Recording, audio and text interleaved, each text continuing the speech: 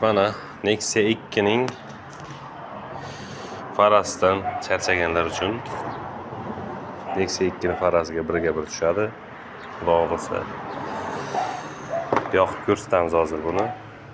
Hozir bitta qo'lda bo'lgani uchun sal yoqilaveryapti hozir mana bu. Birinchi yoqib olay, keyin video qilib olamiz.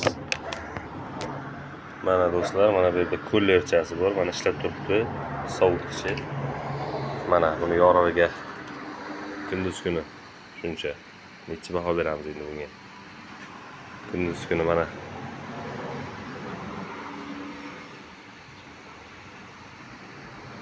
endi kechqurun tasavvur qilaverasizlar buni yorug'ini. Endi kechqurun mana bir obzor qilib ko'rsatamiz. Ham danli bo'ladi bu. Mana hozir danli qilib ko'rsataman. Mana